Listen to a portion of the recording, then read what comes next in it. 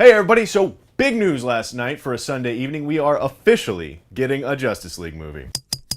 It's also official that Zack Snyder will be directing said Justice League movie, which in turn makes it official that we're in for like 3 more years worth of debating Zack Snyder. So this is all being reported in the Wall Street Journal of all places. Warner Brothers president of production Greg Silverman has officially made it official for the first official time that Warner Brothers is planning to expand DC's universe into a Justice League movie. Now this isn't a huge surprise because we've all sort of assumed that this is what's been going on with this Batman vs Superman movie. First Batfleck, then Gal Gadot as Wonder Woman, then the whole Jesse Eisenluther thing happened, then Ray Fisher as Cyborg, Jason Momoa being rumored to being like 3 or 4 different people, from Aquaman to Martian Manhunter to Doomsday. So there's just been too much smoke to not have any fire. The interesting thing to me though is this is just a couple weeks after David S. Goyer, who wrote all of Nolan's Batman movies, he wrote Man of Steel, he's writing Man of Steel 2, but it was very recently that he came out and said that Warner Brothers has no real plans that he knows of to make a cohesive DC universe on the big screen. Now Goyer is of course a guy that Warner Brothers really leans on in the DC world, and meanwhile Justice League has already popped up on his IMDb page. Again,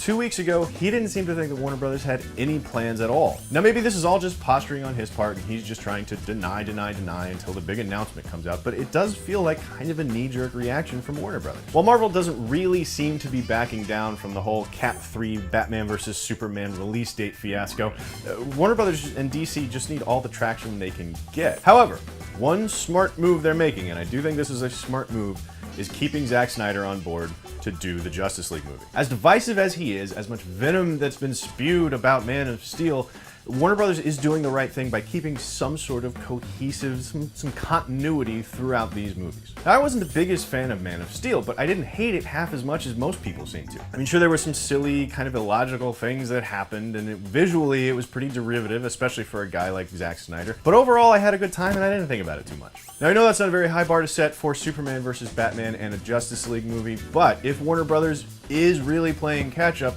then having a steady, consistent hand at the wheel is crucial. Once you get clear of the Justice League movie, you've laid the groundwork, then you bring as many fresh voices in as you can, and you're off and running for the solo movies. Fact is, they're competing with Marvel. But the other fact is, they're not going to be able to do it the same way as Marvel. They just missed the window. So it's a smart move to lock up a writer and a director to lay a consistent groundwork for the rest of the DC universe. So what do you guys think? Is Warner Brothers really going to pull all this crap off? And you might as well go ahead and get that Zack Snyder, is he or not conversation going again in the comments down below. Make sure to click like and subscribe, and come back next time for more movie news on CineFix Now. You ride the horse that got you to the Derby. You know what I mean? You stick with your dance partner until the punch bowl's empty. You know what I mean?